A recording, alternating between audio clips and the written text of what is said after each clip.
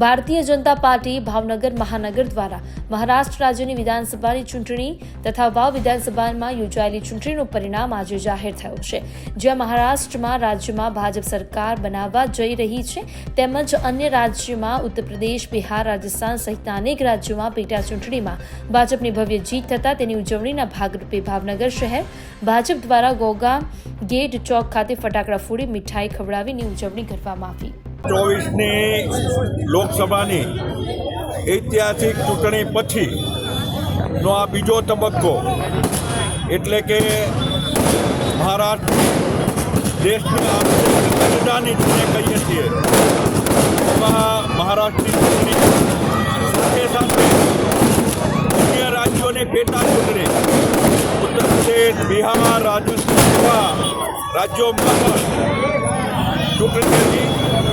દેશની જનતાએ દેશના યશસ્વી પ્રધાનમંત્રી આદરણીય મોદીજીના નેતૃત્વમાં ફરી એકવાર સાબિત કરી બતાવ્યું છે ભારતીય જનતા પાર્ટીની વિકાસની રાજનીતિને લોકોએ સ્વીકારી છે।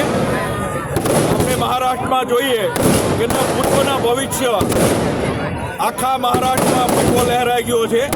288માંથી લગભગ 250 કરતાં વધારે સીટો મહાયુતિને જ્યારે લોકોએ ભેટ આપી છે, ત્યારે આજના દિવસે આપણે સૌ આદરણીય દેશના યશસ્વી પ્રધાનમંત્રી મોદીજીને ખૂબ ખૂબ અભિનંદન પાઠવીએ છીએ। સાથે સાથે ભારતીય જનતા પાર્ટીના સૌ કાર્યકર્તાઓ, મતદારોએ અન્ય રાજ્યો જેવા કે યુપીમાં પણ લગભગ 10માંથી 7 સીટો, રાજસ્થાનમાં પણ 80% સીટો, બિહારમાં પણ 80% સીટો ભારતીય જનતા પાર્ટીને મળે છે। ગુજરાતમાં પણ વાવ વિધાનસભાની ચૂંટણીમાં ભારતીય જનતા પાર્ટીનો જ્વલંત વિજય થયો છે, ત્યારે ભારતીય જનતા પાર્ટી ભાવનગર મહાનગર આ વિજયના વધામણા અહીંયા રૂપમ ચોક ખાતે કર્યો છે।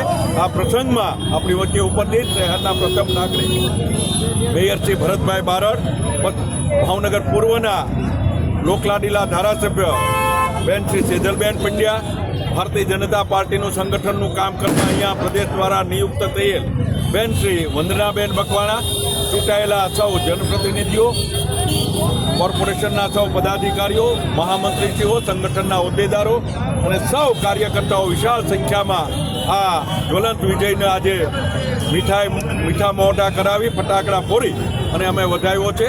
આગામી સમયમાં પણ જે ઇલેક્શનો આવશે ત્યારે આના ઉપરથી સાબિત થયું કે માત્ર ને માત્ર સમગ્ર દેશમાં ભારતીય જનતા પાર્ટી સિવાય લોકોને બીજું કોઈ વસ્તુ ધ્યાન આવતું નથી। વિકાસની રાજનીતિ, સૌનો સાથ, સૌનો વિકાસ, આ અમારું સૂત્ર છે, એને લઈ પ્રજાનો પણ આ તકે અમે વિશેષ આભાર માનીએ છીએ। ભારત માતા કી જય।